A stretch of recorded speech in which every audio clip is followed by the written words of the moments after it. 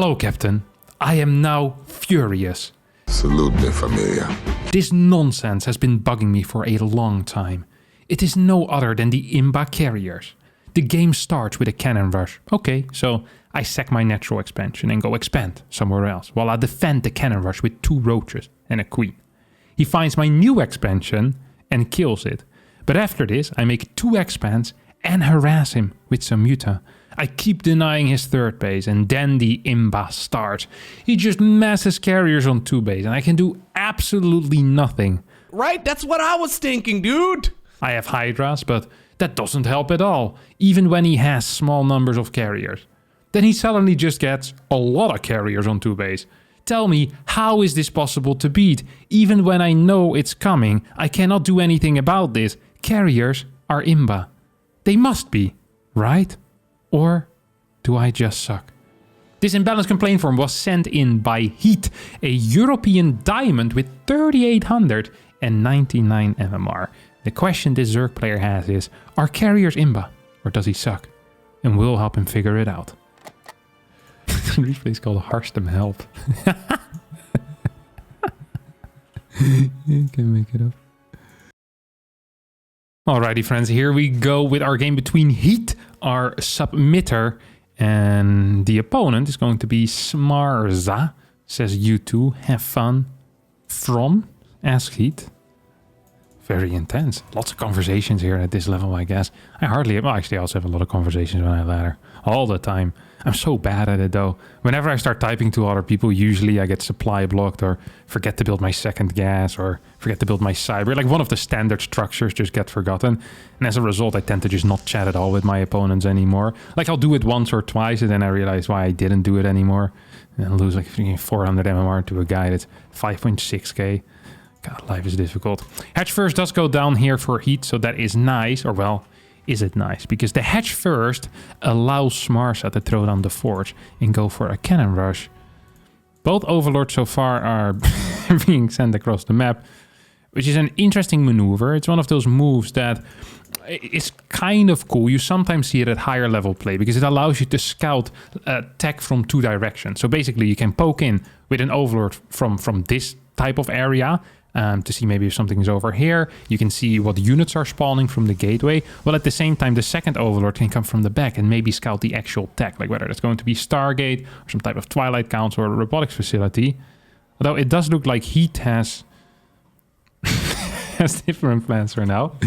He's really keen on seeing what this extractor is up to. It's like, well, I've been proxy gated from this exact location before. This is not quite what you're supposed to do.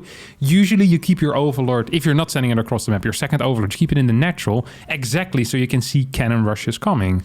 And if you see it coming early, you can pull drones against a gate into forge cannon rush and probably be completely fine.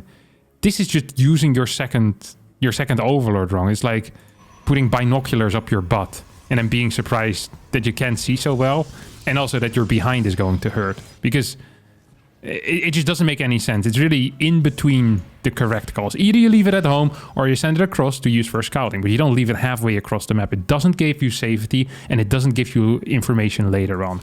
You know, this is not a risk with a reward. This is just a senseless risk. It's like juggling with knives in front of the mirror with your eyes closed while you have never juggled before. Like, that's usually gonna go wrong. Not sure why the mirror is there, but I think it's a well-needed detail. Drone has escaped to the top right. It's gonna build a hatchery. Right? Look at this though. Smarza is a professional.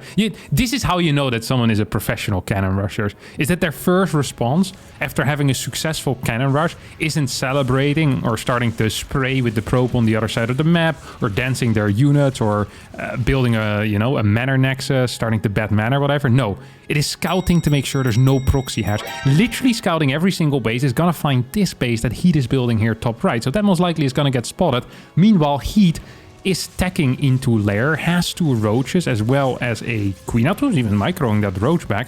It's actually kind of nice. I do like to see that. See no target fire, otherwise the right side roach might have still been targeted down. It's not going to be the case as these pylons are now in trouble, but at the same time, let's not forget, this hatchery most likely also is going to be in some trouble. As the Zealot starts fighting it, this hatchery is a long way from home. It's actually closer to the Protoss base than it is to the Zerg base. I'm not entirely sure why we're building it over here rather than just building it on the third location.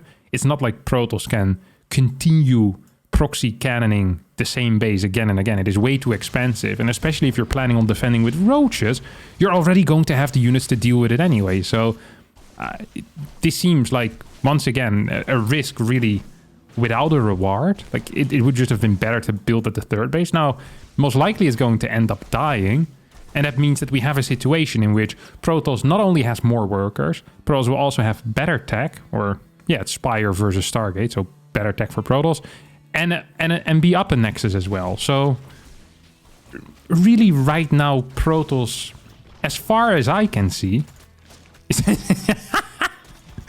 ahead in every... Wait, how did I miss this queen just moving across the map?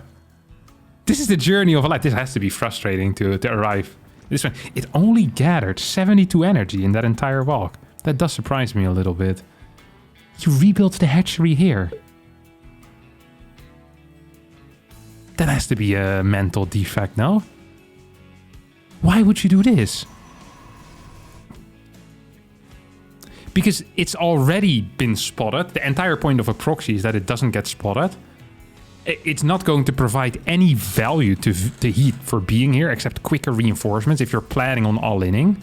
But he's playing one base Muta. So in my mind, having this hatch just rebuild on this particular location, on the third location, would have been much better than building it over here, where it A, already has been spotted, and B, it's super hard to defend it. The reason why proxy bases are such a rare sight to see is because it forces you to have defenses in two locations. If Smarsa ever decides to attack the natural, you need a massive army there. If Smarsa ever decides to attack this base, the proxy base, you need an army there. And this is a long distance, so you'll need very good map control in order to deal with all of this. Now, Mutas are popping out, and that's going to give some map control, but these Mutas need to deal some freaking damage. It is 38 workers to 22 currently. Not a very good look here for our Zerg player. Actually, a fairly bad look for our Zerg player. Void Ray is going to move back, and the Mutas will, well, ignore it at least for now. Queen is going to move over. I wonder if the Void Ray is going to switch targets or if it's going to continue attacking this hatchery. Always interesting to see. So he's going to get an instant recall the moment the Mutas get spotted. I don't actually think these Mutas are going to be capable of doing a whole lot. 2 Void Rays nearby. We have a second Stark. Oh, there's a battery cannon in the main already as well. Phoenix immediately starts. So invested into 6 Mutas. And so far he has killed 5 workers. Now, let's not forget that investing in these Mutas has also significantly delayed the extra drones. So this is not just the straight up cost, like the 200 for a Spire and the 1200 resources for building the Mutas. But no, it's also just the fact that you have less drones as a result. So he's down in eco, has invested in a crap tech that is already being countered by the default choice of the opponent. I felt like he said that he was kind of denying things on the other side of the map and did some successful Muta harass. But so far I haven't quite been capable of discovering that yet. We have Impulse crystals. I think this response is slightly overblown as well. We're gonna see a third Stargate. And more Phoenixes on the way. I understand that as someone that has been traumatized. What is this? That's a queen with a death wish. Is this the same queen that walked to the right side? No, it's a different one. These queens, they freaking love walking off creep, don't they? This guy must not be a very good boss. They walk into danger. You know, want to end it as fast as possible. But anyway, what I was saying. Right, traumatized by Muta. So I understand that you want to save up some Phoenixes and that you're not really scouting. I actually kind of empathize with this Protoss player. Mutas are now idling in a corner somewhere on the map. Still have only killed 5 probes total. So if you take a look at the resources lost tab so far, it shows, well, it pretty much tells the tale that the Protoss has lost less important things. And on top of that has also just been ahead in eco this entire time. It's honestly kind of a miracle that these drone counts are so close as they are. I honestly think that the Zerg is pretty lucky that Protoss doesn't realize here that there is a new base up. Because if that was the case, it would have just gotten harassed by these Phoenixes, or the Zealot Stalker combination moves over, or this Void Ray attack would go there. I don't necessarily mind this Void Ray Phoenix attack over here, but if it would have been going to the third base, that third base would be 100% toast. Now it might still be somewhat close. Spore is helping out as well right now. Hydras are about to pop. Hydras have popped. Void Rays are just move commanding through this Spore. That's actually kind of a mistake. He's just using them in the same control group right now. as the Phoenixes, so he's never actually dealing damage with these Void Rays. That is a mistake for sure. As a result, he's going to end up losing a lot of units here. That actually is kind of sad. I feel like otherwise the game would have been over already. Like, very, very over. Because honestly, Protoss was miles ahead. Now there might be a little bit of a timing, but don't forget this is still of very low eco. Hydralisk on low eco are not great.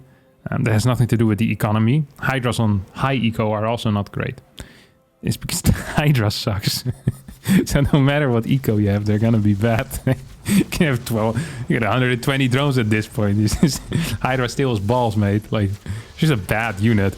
Also, if you have the same amount of Hydras as your opponent has Phoenixes, you're practically the same. Like in an attack, usually it's not a wise timing to attack. I'm surprised this went that well. There was like 6 Hydras against 4 Phoenixes. If a super battery had been activated and the Phoenixes would have been microed, well, once more, Hydras would have ended up dying. Now, Carrier's going to be shown. Where's the rest of the Hydras? Okay, they're now making their way across the map. Get a big lift over here. This Hydra's going to die. It's +1 versus +1.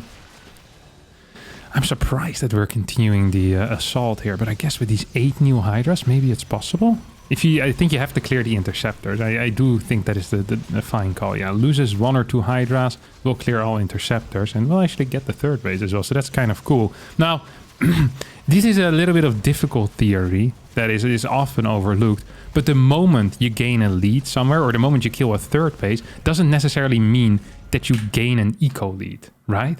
So if we're actually looking at the economy situation right off this moment, I don't actually think Zerg is very far ahead when it comes to that, right? It is 49 workers to 46. Yes, you have more mineral patches that you can saturate, and the main base is also already kind of mined out. But this is still a very small difference that we're looking at. In order to now utilize the advantage, or to kind of use the fact that you killed this 3rd base, you need to drone up. You maybe even need to take a 4th base. And being at an equal worker count versus a Protoss that already has carriers out is usually not a very good look, especially if your tech is significantly further behind. Like, carriers are the very last unit that Protoss gets to build. If you don't have any tier 3 units, no Vipers, or even casters like an Infestor or something, life is usually going to be quite difficult. I also wouldn't recommend moving across the map with 10 Hydras against 5 carriers. Don't forget, you're just trading against the interceptors, as you're not really killing carriers if you're trying to attack. Now you... Okay. I'm gonna have to go back in time. I just don't understand this type of move. It's like there's no real vision. There's no goal. He just is kind of following like whatever his gut tells him to do in the moment. You know, it's the type of guy... This is the type of guy that goes into a grocery store and just literally follows his nose. You ever read like those marketing books where when you go into a grocery store, you put like the bread section in the very back, because people will follow their nose through the store, you know, and they pick up products they don't need and they're hungry, you know, you're enticing. And that's why, you know, fresh bread, people love like, fresh bread. And all of these studies are always done with people like Heat, who just kind of, they have no self-discipline. You know, they don't know if they don't know if they need 12 avocados tonight, but they smell the bread and they're hungry now and they want to eat. It's the same in this game. Like, if we just think about this situation for a moment, we have 1,700 resources in the bank. There's 12 larvae waiting to be used. We still need to saturate gases on our 4th base, on our 3rd base, and we have a 4th base coming up. We have just cancelled our opponent's 3rd base. This is an absolutely key timing to just sit back, spend their money, and start countering whatever the heck it is that our opponent is doing. In this case, it's going to be carriers. Are we safe versus a counterattack? That's the first thing you think about when you just kill the base. Are we safe against the counterattack? Do I need to worry about that? Is there any point of me pushing into 3 cannons and... well, at least 3 carriers, because that's what you have scouted. You've scouted 3 carriers already. Right now, the army here wouldn't be capable of beating 3 carriers. You're definitely not capable of the reinforcing carrier, so the 5 carriers total, the 3 cannons, the 3 batteries, as well as a super battery. You literally killed, like what, maybe 3 interceptors in this fight and lost all of your Hydras. You still have 2k in the bank. You could have just moved back, and the Protoss player either would have gone for a counterattack, and that meant that you might have been capable of spending some of your money, maybe gotten some spores defensively as well, and thus been ready for the counter, or the Protoss would have stayed at home, and you could have perhaps expanded your lead by droning up a little bit, getting those gases saturated, getting the hive, because now you did nothing with it. You threw away the one advantage that you had, which was an army. You didn't expand any of your other advantages, and you're just way down in tech. Like, your opponent has as many carriers as you have hydras. That's not a very good look. This is also not really massing carriers. Like, this guy tried to play a legit game. Well, opened with a cannon rush, but from there on tried to play a semi-legit game, you know? It's going into Void Rays, and probably was planning on some real legit style after. Okay, there was some real StarCraft coming in. It was you who did the all-ins here, yeah? Like, you walked across the map with the hydras and the rotors of 45 workers. He just defended, lost his third, and then sadly was forced into a counterattack. And then now you're, well, extremely dead. So there's 8 carriers versus 9 hydras. You are probably not going to finish your +2. Your main base is gone. There are some spores over here. And in a way, I appreciate the grit that you have, you know, just staying in this game. But I do wonder if it is the smartest, you know, use of your time. Imagine you have 50 minutes a day to play StarCraft 2. Do you really want to sit here for another 45 seconds, seeing how your spire is going to get targeted down? Personally, I wouldn't. Are you still here? 50? Yeah, you are. Interesting. Hydra's taking out Interceptor, still kiting as well. Still the belief that maybe something is possible. It's like earlier my 6 Hydras couldn't kill the 3 cannons and the 3 carriers, but maybe this time they're gonna be capable of doing it. Nope, still not capable of doing that quite. More extractors being taken out. Now it's truly starting to sink in. There's nothing left on the production tab. That's a scary moment. You know, it's a scary moment in an IODIS when there's nothing left on the production tab. Because that either means that the guy just left the PC, or he's busy asking ChatGPT for some good insults. Oh, there. That's funny. Get owned all game and produce carriers. Now, you see this emoji here. That's this one. Heat isn't actually smiling. This is like a sarcastic one. So for the Terran players that decided to watch this, sarcasm doesn't really mean it, okay? Don't worry, guys. He's actually quite upset right at this moment. He isn't happy at all, despite the happy emote or emoji, whatever you call it. Spawning pool on the way. He said GG noob. I didn't even catch that. This guy's such a baller. That's even dumber to say. No, I actually think that if someone starts flaming, oh, you have absolutely no skill. If someone says get owned all game and produce carriers, you're allowed to say GG noob. I'm okay with that. You know, I'll rate that response a 4 out of 5 stars. I really do. You have absolutely no skill and you mass 1 unit. Beautiful. Yeah, and you have absolutely no respect for other people's time because we're still in this game with 9 supply against 141. Also, he legit was getting owned the entire game. He went for a 1-base Muta play against someone that went for a cannon rush, and then you tried proxy hatching, which got spotted, killed, then rebuild the proxy hatch in the exact same location. Never went above 55 drones in your entire, in this entire game. You're not entirely sure. What are we doing here, though? This is not really it, is it? Okay, I'm not actually gonna watch this guy just sit here and attack a lair and spores.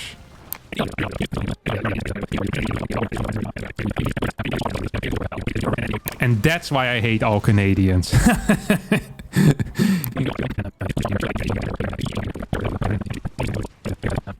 And that's how I spent 7 days chasing a donkey in the Alps. What a time. So this is actually really cool. I do appreciate this, is that Smarsa kind of has a sense of humor, and rather than attacking this with the carriers, decides to, just use the probe. Patrolled it around the spore for a little bit as well, saying, hey, you're gonna have I wonder if Heat is watching this or not. No, he's just, I think actually went away from the computer. Just went to get a drink or something. You definitely need a drink after a game like this. The funny thing is that he probably really believes that he deserved this, because at this point he hasn't seen the replay yet either. I'm surprised that this got sent in, because I think if you watch this replay in a semi-serious manner, you know, you should be capable of figuring out that this had very little to do with the carrier. Like, it literally could have been any unit. Yeah, GG. Well, no GG. But close enough. Like, it had very little to do with the actual unit. Like, it could have been like Void Rays, or if you would have massed Phoenixes very early on, I think there would have been enough Phoenixes to kill the Hydras as well. Or if you or Colossus. You know, the problem really just was how bad the eco was early on after the cannon rush. It was probably one of the worst cannon rush responses that I've seen in my entire miserable life. And on top of that, the follow-up is also just garbage. Like, eco-wise, it just sucks.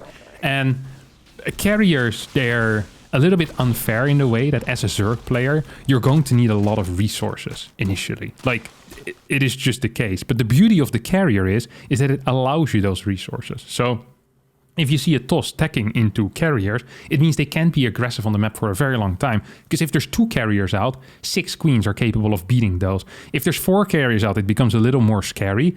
But by that point, you should already have like 85 drones, still those 7 or 8 queens, maybe some type of corruptor, and just 4 carriers can't really move across the map. So there's a very long period in which it is completely viable for you to just practically exclusively build drones. However, rather than doing that, you continued building Hydras the entire time, tried to go for a Hydra all-in, which it really was a very low drone Hydra all-in, which failed as you didn't kill your opponent. You did clear your opponent's third base, but you didn't drone up behind it. So in that case, it failed. I guess if the goal was to kill the third base and then drone up, well, yeah, then you also didn't achieve your goal because you didn't drone up. So either way, you executed it incorrectly.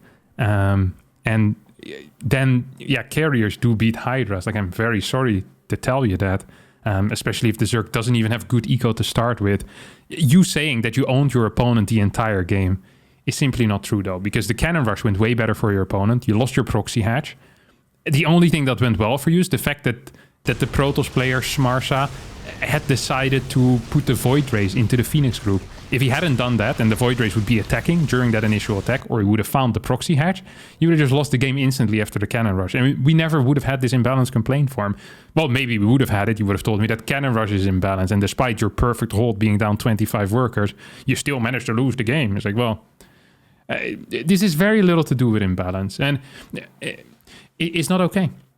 It's not okay. This is an honorable cannon rusher that carved out a beautiful lead in the early game and then went in some nice triple Stargate play. And I think that deserves respect, not just from you, but from all Zerg players worldwide. We've been disrespected for too long. The cannon rushers rise up.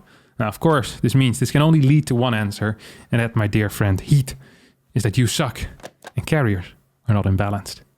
All right. Cannoners Rise Up will be terrorizing the ladder for the next 5 days with cannon rushes exclusively. This is my promise to you, and I hope you guys will do the same thing. This is payback for Heat lying on his imbalance complaint form, okay? We're taking out the Zergs around the world. Cannon rush into double Stargate carrier, all right? We're ruining some days soon.